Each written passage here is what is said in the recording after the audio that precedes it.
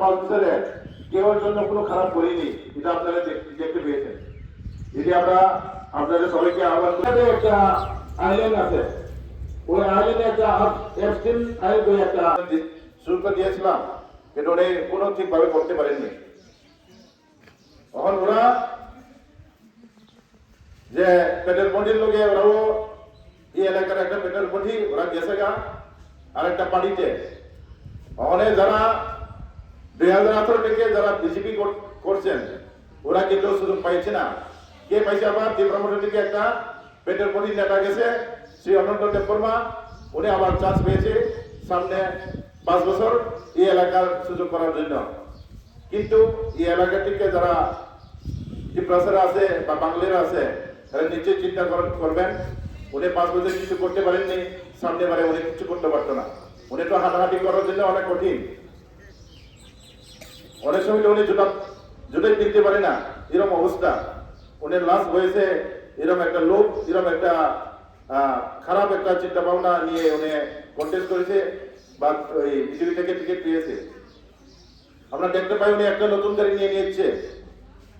উনের ছেলেকে যে সময় 2021-এ পাওয়ারে আসার সময় উনি উনার ছেলের জন্য জোনাল চেয়ারম্যান চেয়েছে, আর ওনার বাড়িতে যারা 2 জন ড্রাইভার ছিল ওনার 2 জনকে চাকরি দিয়েছে। আমাদের এই আসামের কেউ কোনো সুযোগ দিতে পাইছে? পেয়নি। এই সবগুলি লিডারগুলোকে আমরা ভালোভাবে চিনতে হবে। আর সামনে আমাদের এই এলাকাতে আমাদের ত্রিপুরা মোটা থেকে যে সিলেক্ট হয়ে আমাদের ছোট ভাই যে প্রস্মিত বর্মা, ওনাকে আমরা নিশ্চয়ই সাহায্য করবেন, ওনাকে নিশ্চয়ই আমরা মার্কাই ভোট দিয়ে জয়যুক্ত করবেন। উনি একজন 10,000 কিছু দিয়েছে একজন ছেলে এই এলাকার জন্য কাজ করার জন্য। ওনাকে আমি রিকোয়েস্ট করি সবাইকে ওনাকে বিপুল ভোট দিয়ে জয়যুক্ত করার জন্য। আর আপনার নিশ্চয়ই যে 2019 বা 2021 ওইসব সময় আপনারা দেখছেন যে অনেকে বলতো যে ত্রিপুরা যে রাজার পার্টি ওরা যদি পাওয়ারে আসে এই এলাকা থেকে বিভিন্ন আমাদের বাঙালি ভাই বোনকে ওই এবিসি এলাকা থেকে ওরা বার করে দেবে।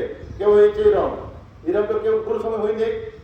কোনো একজন ত্রিপ্রাসা বা কোনো একজন ত্রিপুরা থেকে কোনো লিডার একজনও বলেনি যে আপনারা বাঙালি থেকে চলে যাও, এরকম কেউ কোনো সময় হয়নি।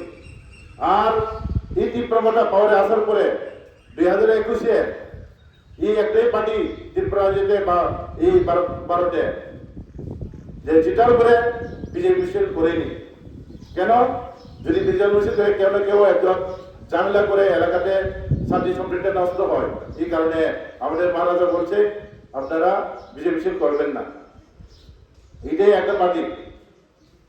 কিন্তু এটি আমরা চিন্তা ভাবনা করতে হবে, সামনে যে 12 তারিখ এপ্রিলে যে ইলেকশন হতে যাচ্ছে আপনারা নিশ্চয়ই সহযোগিতা করবেন। আমরা দেখতে পাই 2021, 2023-এ যে আসামবাড়ি বিধানসভাতে জেনারেল ইলেকশন হোক, ডিস্ট্রিক্ট কাউন্সিল ইলেকশন হোক, দুটো জায়গার মধ্যে আমরা ঠিকভাবে সহযোগিতা পাইনি। আমরা দেখতে পাই 1 নম্বর ওয়ার্ডে 1 নম্বর ভোট কেন্দ্রতে যে উঠনা সেখানে 50টা, 2 নম্বরে 70টা, 3 নম্বর বিজেপি মিছিল করেনি। ওই পার্টি সবার জন্য ভালো চাই। বিজেপি মিছিল করে অনেকে বাড়ি করে থেকে টাকা পয়সা লুটে ফুটে নিয়ে, অনেকে জোর জোর করে টাকা পয়সা নিয়ে, এই পার্টি কিন্তু এটা করতে দেয় না। আমরা এই এলাকা থেকে এই এলাকাতে তো আমার ছোটবেলা আমি শুনি আমার বাবা প্রায় সময় আমাকে কয় যে আশ্রম বাড়ি আমার বাবা প্রায় সময় কাটে থাকতো। আপনারা নিশ্চয়ই জানবেন আমার বাবার নাম যদি কয় যে বিদ্যাবিলে কংগ্রেসে আমার বাবা সূর্য বাহাদুর দেববর্মা প্রায় এখানে আইয়া গল্প করতো, আর এখান থেকে সবকিছু ব্যবসা বাণিজ্য করে আমার বাবা চলে যেত। অনেক ওই সময় কয় বাবা আমরা তো শুধু সময় আপনি কয় যে এরকম ডাল বাড়ির গিয়া এরকম করতো, এনে দোকান আগে ফুটের কাপড়ের দোকান থাকতো। আমি চাই যাতে এই এলাকার আমরাও এই এলাকার একটা লিডার হিসাবে আমরা লিডিং করতে আসি, যে এই এলাকা থেকে আমরা খুব একটা ভালো একটা সম্পর্ক আছে। আমরা চাই এলাকার লোকগুলা, এই এলাকার যারা ইয়ং জেনারেশন যে শিক্ষিত মানে একটা ফ্রন্টে কাজ করার জন্য। কারণ আপনারা দেখবেন বা দেখতে পাই বলে যে তীব্রমাটা সব ইয়ং জেনারেশনকে প্রায়োরিটি দেয়। এই কারণে এইবার অনেক ইয়ং জেনারেশন শিক্ষিত ছেলেরা যে এই সামনে ডিস্ট্রিক্ট কাউন্সিল ইলেকশনে সবাইকে চান্স দেওয়া হচ্ছে।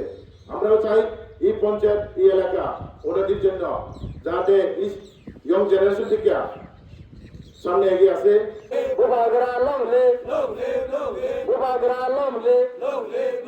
আসন্ন এটিসি নির্বাচনে আমরা চিহ্নয় ভোট দিয়ে বিপুল ভোটে জয় করুন। আসন্ন এটিসি নির্বাচনে আমরা চিহ্নে ভোট দিয়ে বিপুল ভোটে জয় করুন। উমাগ্রা নগলে উমাগ্রা নগলে উমাগ্রা নগলে ত্রিপুরা মাথা নগলে ত্রিপুরা মাথা নগলে ত্রিপুরা মাথা নগলে উমাগ্রাকে উমাগ্রাকে উমাগ্রাকে